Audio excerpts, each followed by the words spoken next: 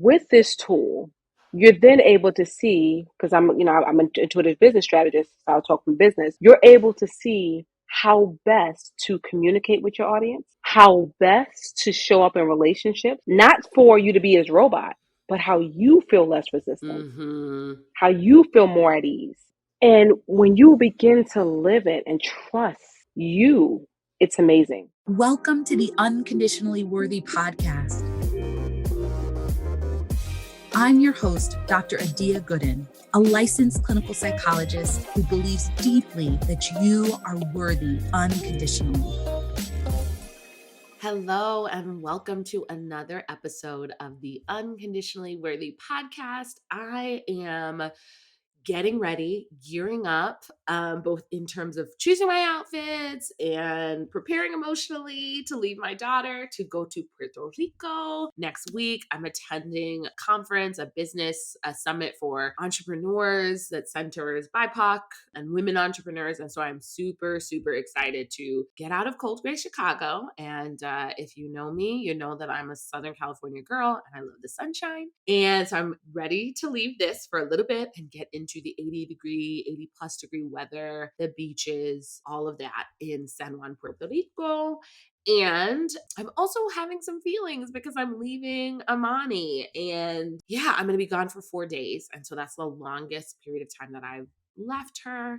I had some quick kind of speaking gigs, trips in and out that I did in the fall, and those were challenging, but this is the longest period of time. So my heart is sort of like, oh, I hope she's okay. I know she'll be fine physically, right? Jason will be here, the nanny will be here, but I'm going to be gone and she's not verbal yet. And I want her to know that I'm going to be back. And we can't really FaceTime because she gets upset when she sees me, but I can't like pick her up and hold her. So that's not an option. So anyway, I am going to be offering a lot of grace and compassion for myself so that I can be present and really enjoy the conference and enjoy Puerto Rico, and a lot of grace and compassion for Amani for however she's feeling, and for Jason as he holds down the fort while I'm away. So that's kind of what's going on in my life. I'm recording this in mid-January, even though you're going to be listening to it probably in April or May, but that's when we're recording. So I'm super excited about the guest today. She is Dr. Naieema Jackson. She's a certified human design coach, reader, and we get into how human design can help inform your life, how it can help you claim your worth, and she even breaks down some of my chart for me. So I think it's a really fun episode. If you've ever heard about human design, this is going to give you some really great insights. We also tell you how to look up your chart. If you haven't heard of human design, keep listening, because this is a way to really kind of think about and own who you are in the world and design your life around that, instead of trying to fit yourself into a box or into a system that doesn't work for you. So it's a really great episode, and I know you're going to get so much out of it. Let's dive in.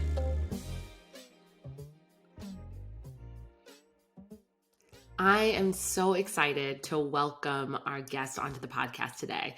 I have Dr. Naieema Jackson with me. She is a 5'2" splenic projector. You're going to learn what that means as we go into the podcast. A mom, a speaker, and an intuitive business strategist and human design expert for women online business service providers. Dr. Naieema has a PhD in nursing and did this work for 20 years. After climbing the corporate and academic ladder, she realized that she was not willing to work 40 plus hours a week for the rest of her life to prove herself to other unhappy people, all while earning less as a woman of color. So in December of 2019, she started her coaching business, and it took 6 figures in the first year. But she was doing the copy and paste strategies and treating herself as an employee working 50 plus hours a week. She was quickly approaching burnout. So she learned human design, learned that she's a projector, and created a 6-figure business working 12 hours a week. As a certified human design reader and intuitive business strategist, Dr. Naieema helps online service providers who've created jobs for themselves and who are experiencing burnout use their human design to build wildly profitable businesses. And Dr. Naieema is joining me on the podcast today from Playa del Carmen, Mexico. Yes. So I can already tell that she walks the talk and she practices what she preaches. And I am so excited to welcome you onto the show today. Dr. Adia, I'm so excited to be here. You have no idea. Offline, I was telling her I was listening to her podcast and I feel home. I feel like I'm home already. Yes. So let's get this going. Yay. Awesome. Awesome. Well, I want to start with my sort of question that I ask everyone. I like to do deep dives. We go right into the deep end, which is by asking you to share about your own self-worth journey. Oh, I'm a Black woman in America. Mm, So every time you turn around, I'm not good enough. I'm not pretty enough. I'm not feminine enough. I'm not enough. mm, Those are the messages that I received on top of growing up as a very impoverished. I was very, very, very poor mm, child. So I had a lot of, you're not worthy because you're a Black woman. You're not worthy because you're not feminine enough. You're not worthy because you're not submissive enough. You're not worthy because you're broke. mm, All those mm, things came up for me. And I really didn't start my own self-worth journey until probably my early 30s mm, because I thought that everything was okay. mm, I climbed the corporate ladder, the academic ladder. I did all that. Climbed the corporate ladder, had a six-figure salary, and then I got up there and I was like, "Is this it?" mm. So I tied my worth to this ladder. Yep. Now I'm here. I still don't feel worthy. I feel Mm, empty. Something is wrong. And I stumbled upon human design, mm, and I read it a little bit. It validated me, but I mm, still threw it away because I was still stuck in Christianity. No offense to anyone who's a Christian, but this is my story. Okay. mm, I was stuck in Christianity. I was stuck in a book being the thing that I'm supposed to do, be, say. yep. And so I threw away the projector thing. I was like, no, that's not of God. And then my intuition kept pulling me back to it, but it took me about 2 or 3 years. I was already in my business for a year before I really got into it again. And I realized that I tied my profession, the amount of hours I worked, and how much I gave of myself to people for Mm, my worth. mm-hmm. Yep. And as a projector, I don't have the energy for that shit, which is why I was always irritable, yelling at my children, not wanting to be around anybody because I was overgiving when I didn't have the energy to Mm, do that. So mm. once I really kind of learned more about my human design and also astrology, I also do some astrology as well. My human design and my astrology and who I'm supposed to be. Oh, I know I'm the shit now. Okay. I'm I love exactly it. who I'm supposed to be. Yes, This is why yes. these tools are important for me and the clients who work with me. Hmm. Thank you for sharing that. I mean, I certainly resonate with your story. I sort of also have gone that road of getting the doctorate, climbing the ladder, doing all the things, getting to the top and being like, this is where I was climbing and overworking to try to get to this whole Mhm. time. This ain't it. And I know that so many of the listeners are also going to resonate with kind of that sort of like pursuit and that achievement and all of those things. And I also like that you sort of talked about having these sort of pulls on your intuition and not listening, right? Because something that you believed in outside of yourself, you decided you were going to trust that more than you were going to trust your intuition at first. And eventually you got to a point, I know in your bio, I read like you were on the brink of burnout, right? Like eventually Yes. it was sort of like, I got to listen to this. And then I also love this part of your story, which is when you listen and trust your intuition and when you connect it to the truth of who you are, then everything opens up. Right. Yes. Then the true success emerges easily, with Yes. ease, with With peace, with ease. joy. I always tell people to this day, my highest grossing month in my business was when I was like, I'm gonna take this month off. I'm gonna dibble and dabble because I still had clients Mm-hmm. to care for. I posted on social media like maybe like 4 times that whole month. That was my highest grossing. I was in a Mm, park grounding myself, put my feet on the grass, reading my favorite book. And I was like, I just am not chasing anything anymore. And that was before I knew I was a projector. Like I knew I was a projector. mm, That's before I really like embodied it. mm-hmm. And when I finally started to like learn more about human design, it was like, yeah, as a projector, you have to wait for the invitation. You put yourself out there, then go to the park. Go do Mm. whatever you like to do. You expose yourself, Mm. right? Put yourself on social media platforms and then go about your business.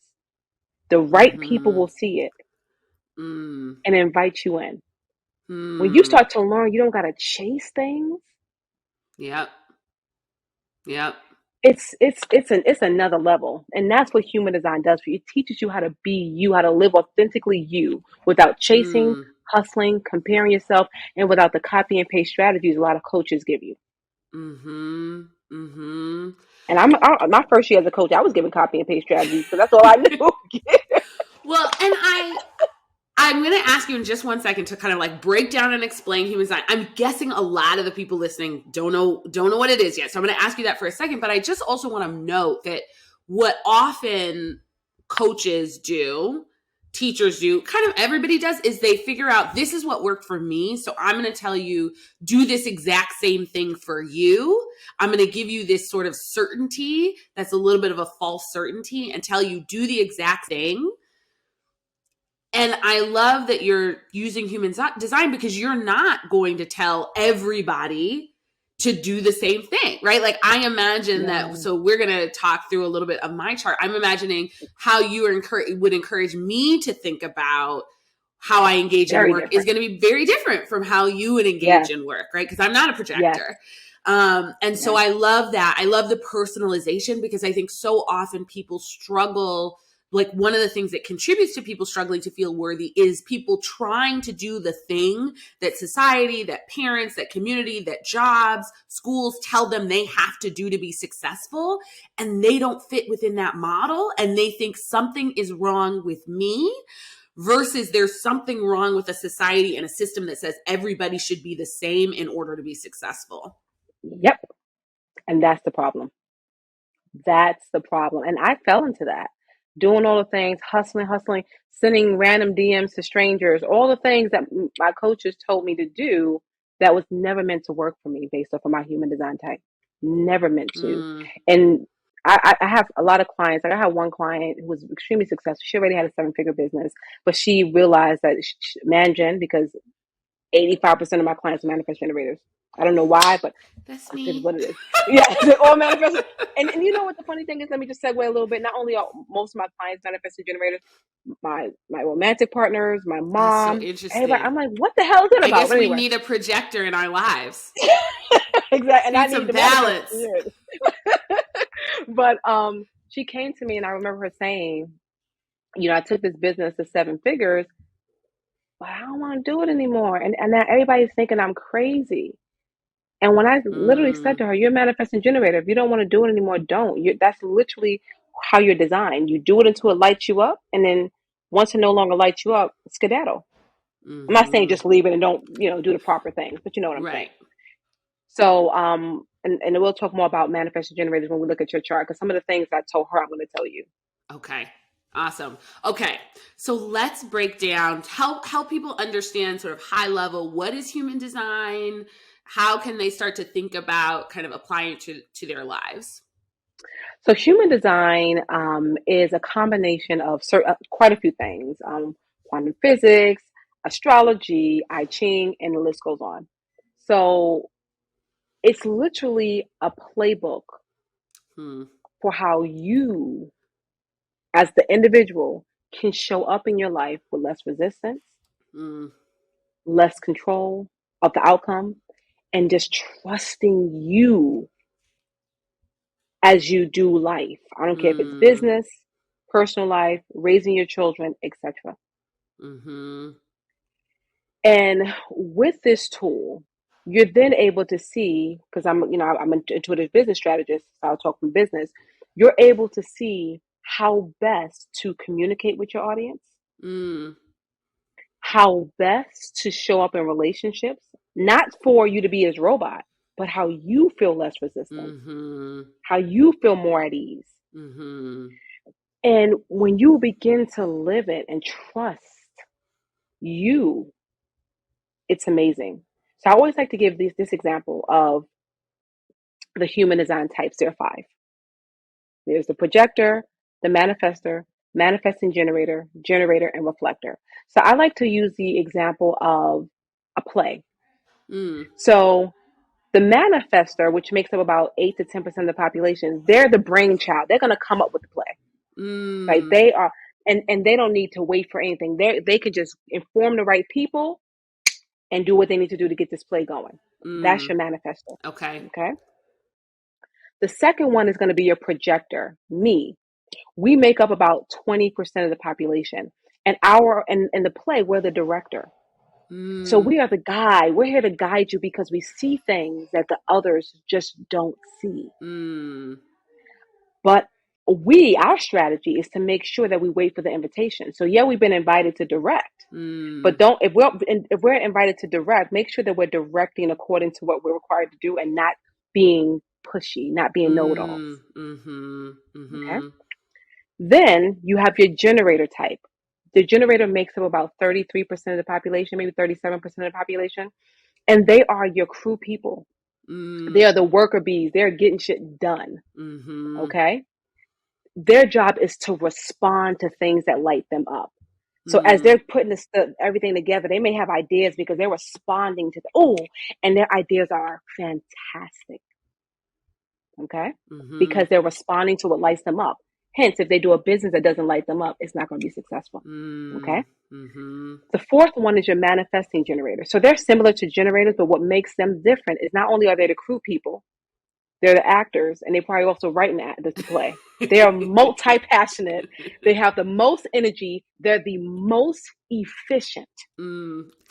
Efficiency, I would say, is like my middle name. Yes. They're the most efficient of the human design types. And they're a combination of the manifestor and generator. So depending, if you would really need to get a human design reading to know if you're more generator or more manifestor. Oh, interesting. Because if you're more manifestor, you can initiate more like the manifestor can. But if you're more generator, you still have some of those manifestor qualities, but you still need to wait to respond. Interesting. Okay? And lastly is our reflectors. Our reflectors would be the audience. They're watching, they're sitting back. They may need to see the play 2 or 3 times for complete clarity.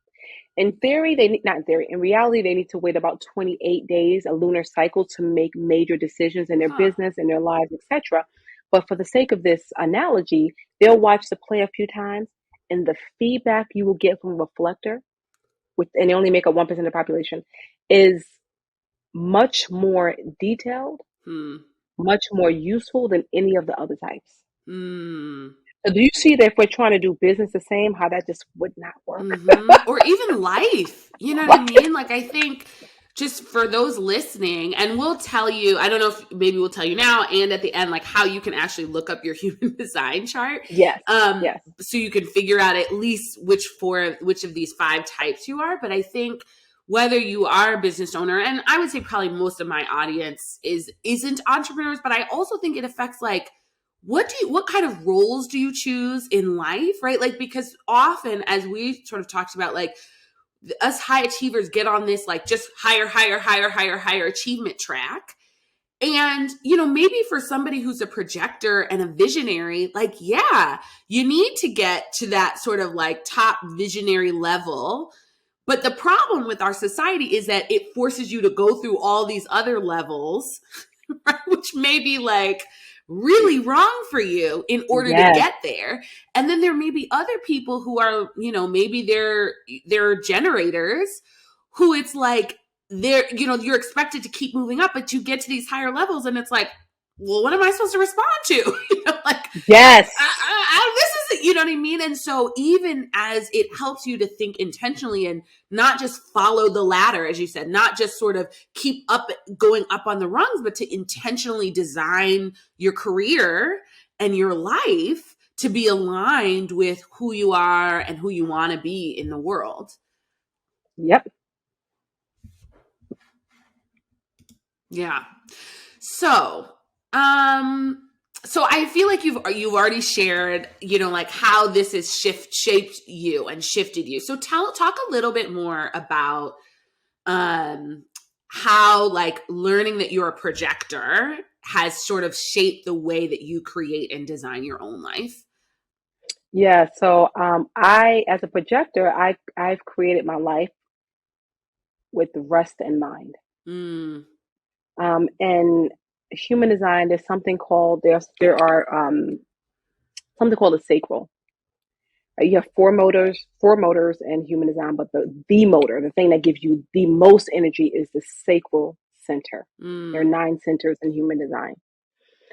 If you are a non-energy type, like a projector, a manifestor, or a reflector, you do not have that sacral energy to keep working all day. So here's what I tell my clients: as a projector or a non-energy type, you have a good 2 to 4 hours of being in mm, somebody else's aura, doing the work that it is you do. You can be in other people's aura to have fun, mm-hmm, but to do the work you do, you have about 2 to 4 hours a day. hmm, That is it. So me knowing that, I said, okay, I only have 2 to 4 hours a day to coach, be online, doing the things I do for mm-hmm, business, speaking. Are there times that that's not going to be allowed? Yes, because I do workshops, so some of my workshops are 8 hours long, right? We get that. So I said, okay, I can only work maximum of 20 hours a week, five mm, times four, mm-hmm, right? I can only work about 20 hours a week. So what am I doing in my business? What am I doing in my life that no longer serves me? But I was doing it because I felt I had like some guilt or some emotion mm-hmm, around that.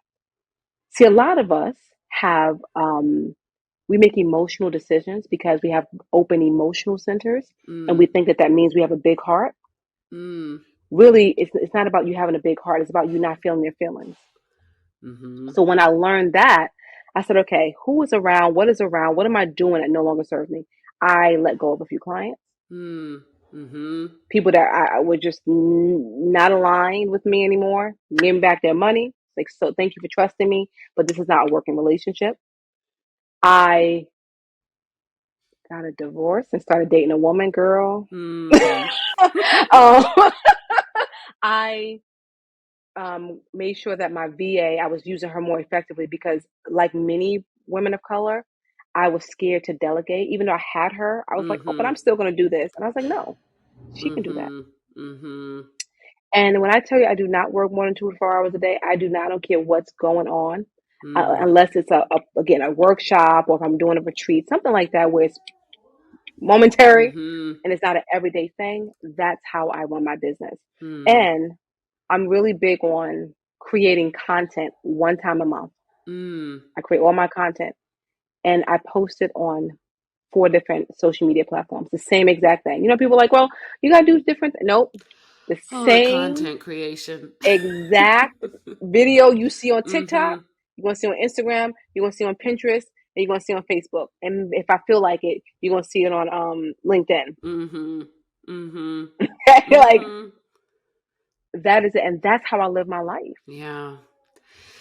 What comes up to me as you share that is how, like, a deep trust in, you could say the universe, a deep trust in yourself and your worthiness, like how that is, I think, required and part of, or sort of embodied in the way you live, right? Because it is so free of hustle. It is Yeah. so free of, maybe if I do this thing, people will like me and I'll get enough likes and Yep. right? Like, it's so free of that. And I think that, people struggle with self-worth and trying to prove their worthiness through the production, through the Yep. output, through the external, Yep. just really creates this environment, right? Like, first of all, we have the external environment because we live in a capitalist society that is productivity, product, output oriented. And then we have Yes. our internal environments where we say, okay, if I just do all the right things and say all the right things and be in all the places, then maybe I will make the money, get the approval, get the acceptance, etc. And when you shift away from that, you can see the difference, right? Like, I You sure imagine, can. and I use this word trust also because I think there are probably a lot of people listening who, like, that idea, the idea of that would probably give them anxiety, right? Like, Mm. how are you going to How get it dare I all trust done? myself? How dare I trust myself? How dare I not trust that religious book that people told me I have to trust? Mm, How dare I not trust the people who've made it, but who are miserable? But how do I not trust them? Like that's hard because I was there. I was there. But the one thing that Human Design will tell you is that, and when we were talking about there are 9 centers that kind of tell you your personality. mm, Most people have an open will center. hmm, And with an open will center, you do try to prove yourself through your work. And that can look like mm, hustling in business. That can look like you have a partner who is a shitty ass partner, but you know that, but you keep trying to work for them. Oh, it's uh-huh, going to get better. mm-hmm, It right. So I don't have my will center is defined. So it wasn't as hard for me uh-huh. to like Get out make of the. that. It was still difficult. I'm not. I was still conditioned, but it was like, oh. And then I Mm-hmm, felt the freedom. I started trusting myself. mm, mm, That's a beautiful thing. yep, yep, mm, That's what self-worth is. It's about finding your worth within yourself. yes. It's not for other people to tell you how good you are. It's not for other people to tell you, oh, you're radiant now. It's like, even if no one ever tells me I'm radiant, I'm beautiful, I'm doing it, all the things that we want to hear, Mm-hmm. I I now feel like I'm worthy because I know who I'm supposed to be.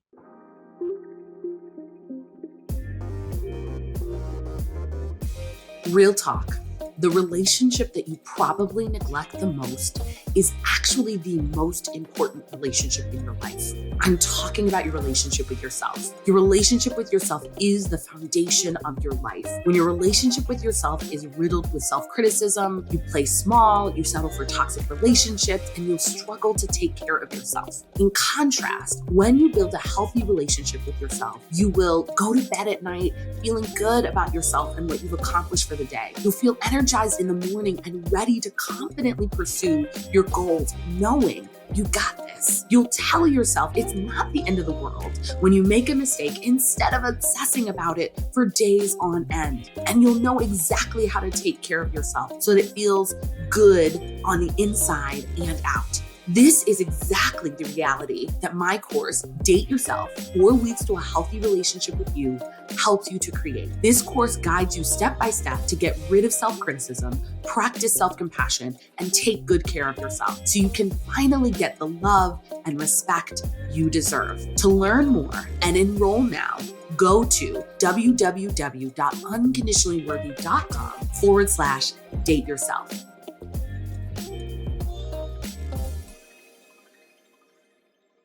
All right. So I sent Dr. Naieema my kind of birth information. So basically, and she'll explain this further, but what you need to look up your human design information is your birth date, your birth time, your birth location. Is there any other information? Mm-mm. So That's it's it. really simple.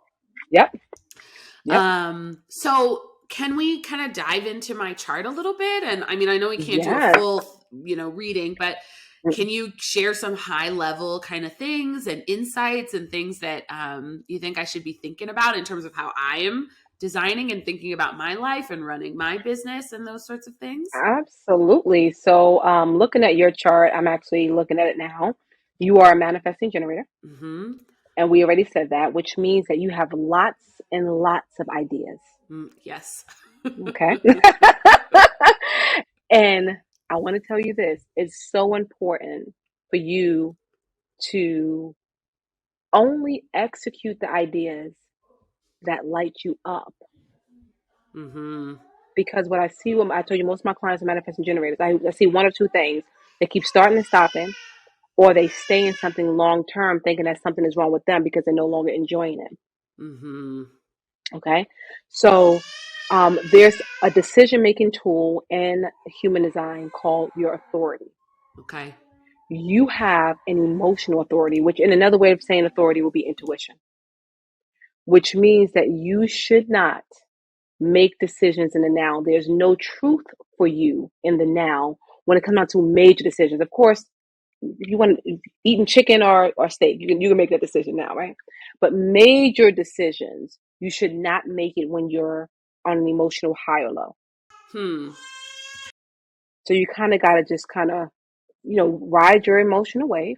And when you're feeling kind of stillness, that's the best time to make major decisions. That includes who, what you bringing somebody on your podcast, because you may see them and get so excited, like, oh, I want them.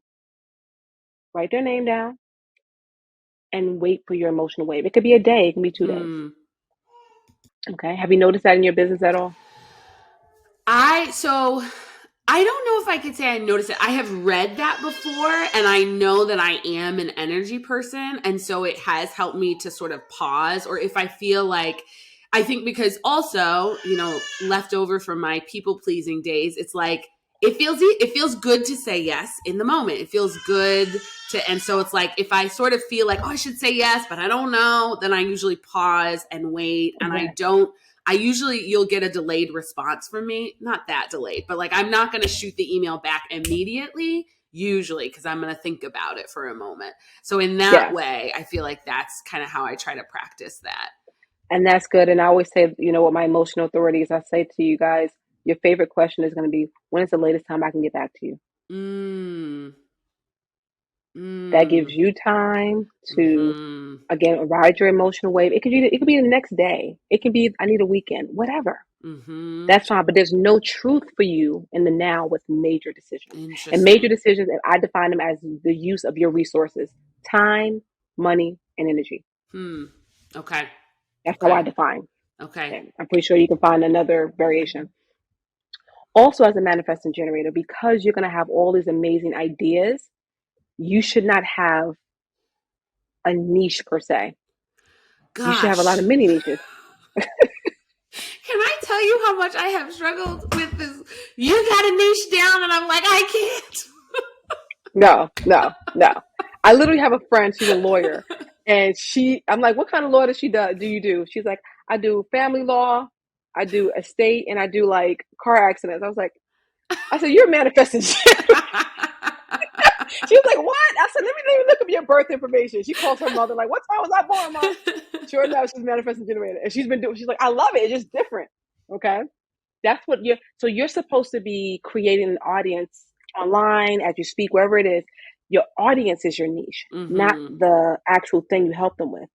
So it can be, look, I help entrepreneurs.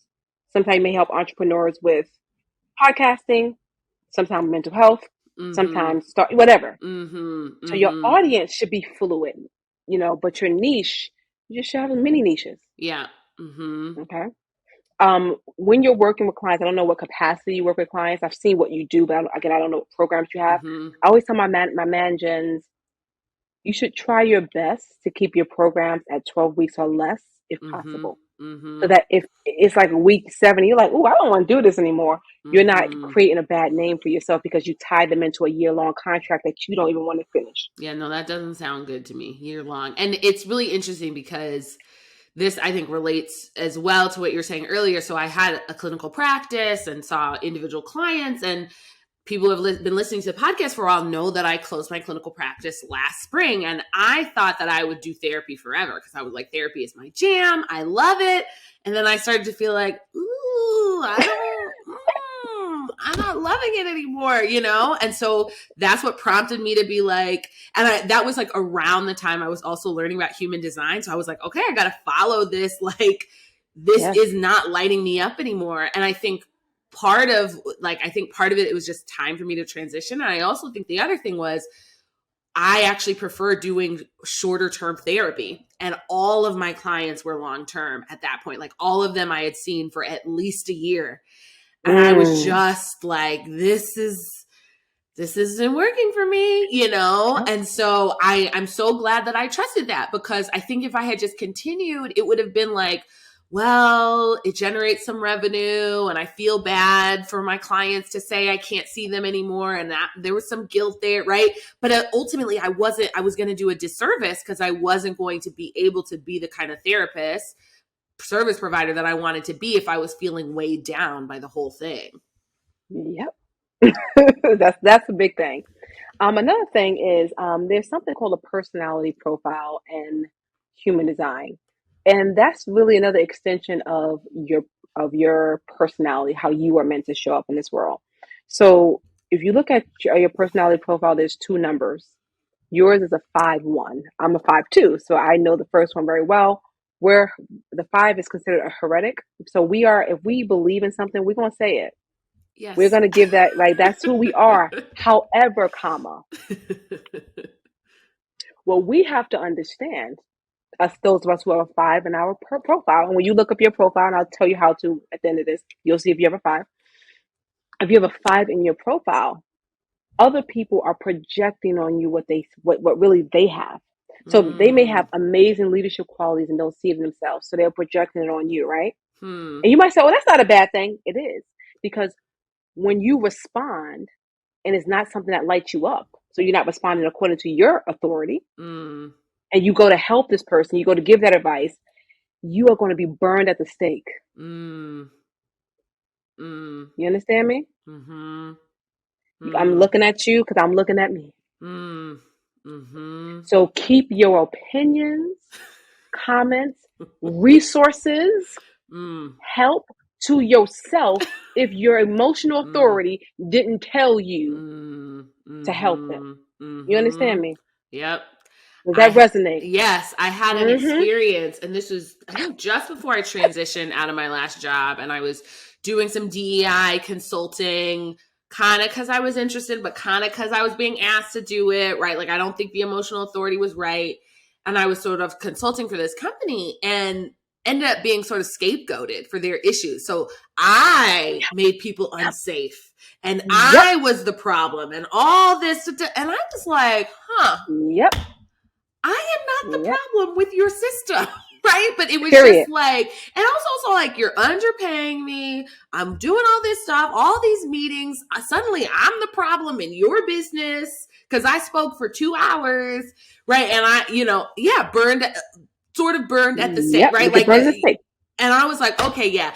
Guess what? I am done with DEI consulting. Like, that was like, I was like, okay, no more. I'm not doing this.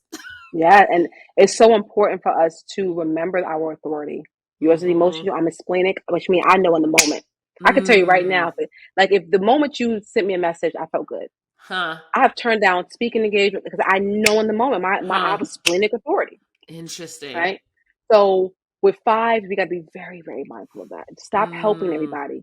Because then when you stop helping, or if they don't get the results they want, they burn you at the stake like you're the problem when it's really not you. Okay. And then we think it's something wrong with us. Okay. The second part of your profile, you have a 1 in it. 1s are our investigators. How old are you? 37. Okay. So you may notice about yourself. Sometimes people don't know. You like to know all the details. You're going to research the hell out of something before you go out there and put yourself out there. That's a good thing. You're a 1. That's what you're supposed to do. That's exactly what you're supposed to. Me, I'm not a 1. So I'm not supposed to know all the details. I'm supposed to just get shit done. Okay. Just do it. Yes. And one thing I want to go back with the 5. Not only is it a good idea for you only to have an 8 to 12 week program because you are a 5, because you are a manifest generator, but also because you're a 5. The longer they're in our presence, the more likely they are to burn us at the stake, even if we're doing an amazing job. I'll give you an example. This is when my first year as a coach, I did weight loss coaching because I was a nurse. I was like, oh, health coaching, right?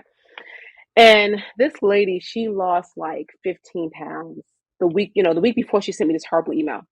I've never lost this amount of weight and still have been able to eat my carbs, because that was my thing. I'm going to teach you how to lose weight and eat carbs. She sends me this message like, I am so dissatisfied with this program. And I was like, I sent her the screenshot from the week before. I said, what happened in a week? What did I do? What did my team do? There was nothing she could pinpoint. Interesting. And I remember going to a friend of mine who was a human design expert. But at first I wasn't talking to her about human design. She was like, Naieema, I think you may have a 5 in your profile. I was like, I didn't know about personality profile. I just knew I was a projector. I was like, I don't know what that is. And she was like, can I look it up? Sure enough, I had a 5. She's like, it's probably best for you to work with people for like less than 6 months or less, really. Interesting. Very interesting. Yeah. And you know what's so funny? Because I think especially in this online business world, everybody's like community, like memberships, like keep people forever. And I have sort of toyed with the idea, but it's like a membership sounds awful to me because I'm like, I don't want to be on all the time. But then this is adding like another layer of probably why it doesn't sound right. Because it's like, it's this long, extended, ongoing, open-ended, never-ending.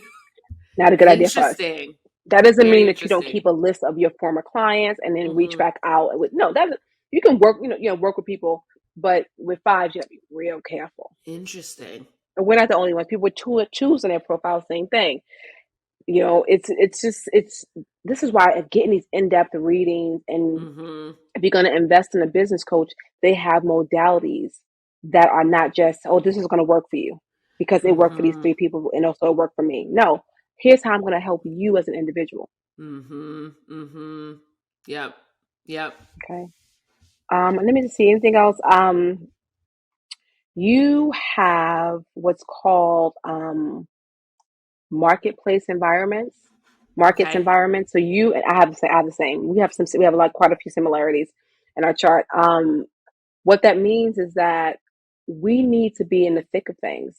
We're not people that's meant to, and I didn't look at your full chart to know if you're an observer or an observed. I'm telling you, it's crazy. But anyway, marketplace in general, you have to be in the thick of things. So working in coffee shops, working, if you're like, you have to create content, or maybe you have to create your next speech. You're like, oh, I just don't feel inspired. Walking through a busy market and just being there for an hour or two and just absorbing that is actually good for us. So there was a time when I first moved to Seattle, I was really having a hard time creating content. And I was walking through Pike Market, which is a busy marketplace in Seattle. And I felt like, oh, and I went and I wrote a blog post and I put a video out, and then you sent me a DM. Someone sent me an email about speaking in front of 60,000 women, literally within a few days. Wow. Interesting. I did nothing. I didn't reach out to any of you.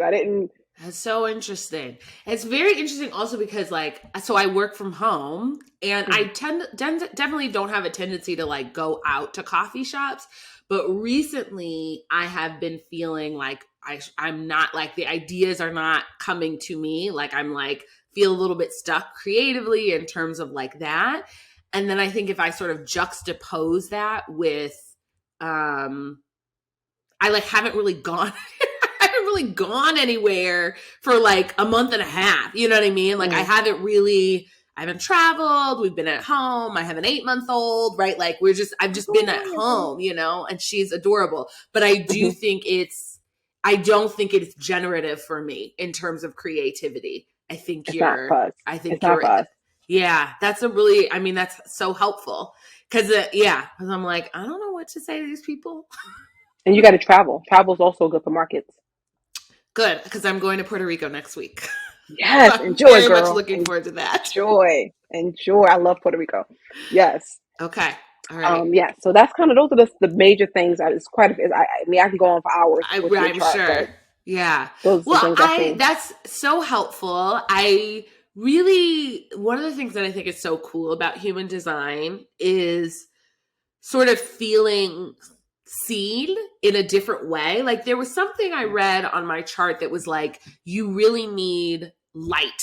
Like you need natural light. You need like to be in front of windows.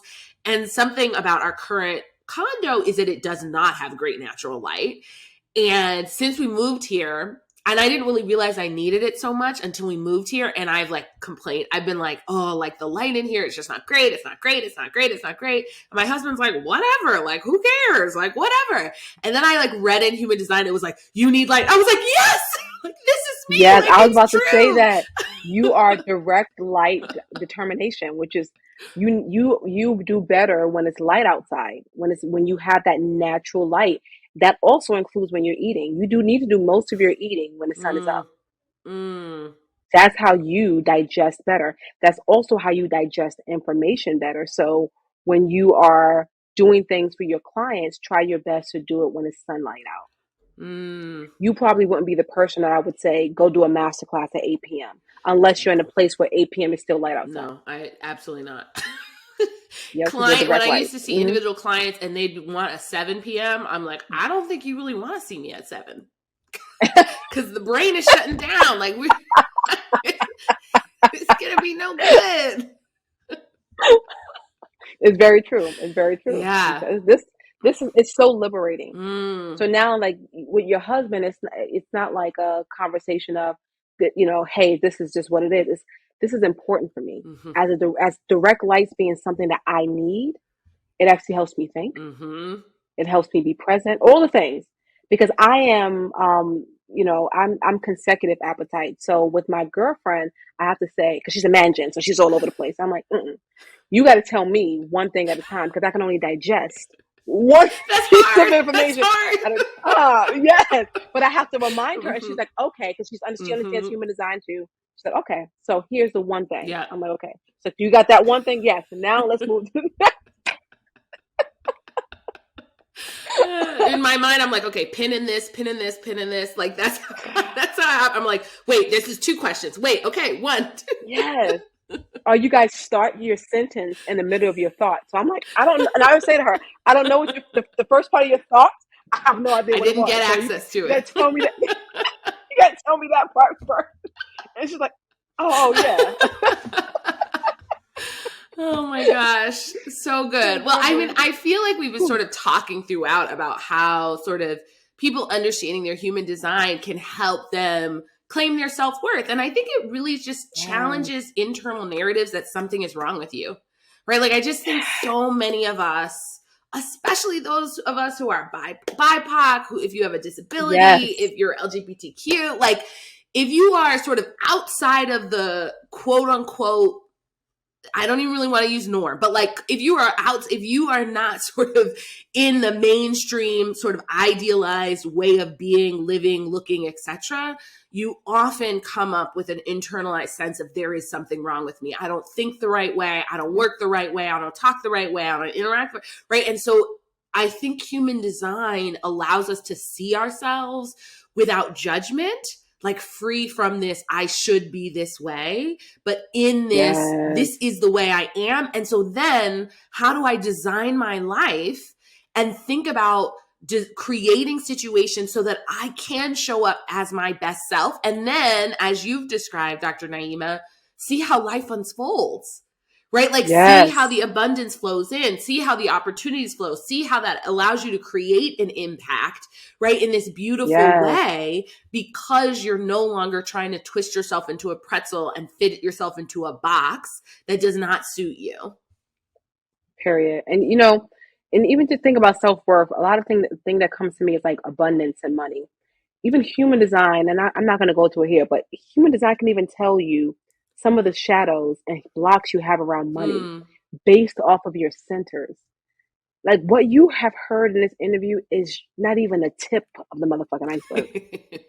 It's just like, it's just extremely high level. So if you know that you want to know who you are, if you want to know what's best for you, how you best make decisions, how you can unblock those money blocks and bring in that abundance, how you can move through this life with less resistance, get into human design. I'm sold. So tell people how they look, tell people again how they can look up their chart and like where do they even go? Like what website do you use? I use bodygraphchart.com. Okay. Bodygraphchart.com. And when you go there, you'll literally see in their menu, free chart. Okay. And then we'll link that in the show notes. And then because you're incredibly dynamic and sharing so much wisdom, I know that people are going to want to connect with you further. So how do people connect with you? Well, 2 ways. You can either go on Instagram at Dr. Naieema, DrNaieema, and they'll link that here. And I'm gifting your audience with my alignment in business mini course. And the reality is, even if you're not a business owner, you can still get in there because what it's going to show you is based off of your human design type, how you know you're in alignment, whether you're in business or not, Mm, and how you know you're not in alignment and what to do about it. I love that. Because if we're on self-worth journeys, that's the beginning. Well, we didn't even get to talk about that. Mm-hmm. That's what I'm telling you. Human design is so vast, and it's not something that keeps you in a bubble. It actually allows you to grow into who you're meant to be. I love that. That's so exciting. Okay, I'm excited. I'm going to take the course too. So we're going to link all of that in the show notes. We will link, did you say your Instagram or your website? I couldn't. Instagram. You can Instagram, and then Okay. I sent my link for the actual alignment, so Perfect. they'll So have that we'll as well. link Dr. Naieema's Instagram if you want to follow her, get that content she creates once a month. And It won't look like once a month. It won't it's look gonna like look once a month. like I know. That's the magic. And then get the free course. That's very exciting. I am so grateful to you for coming on the show, for being a joy to talk with, for sharing your insights on my human design chart. It's been really helpful to me, insightful for me. And so I'm really grateful for you, Dr. Naieema. Absolutely. Thank you. Thank you for having me on your platform. I know that those decisions are not made lightly. I appreciate you. I don't believe anything happens haphazardly. Mm, There was a reason in your search that you and I connected, mm-hmm, and I appreciate you. Thank you so much. Bye.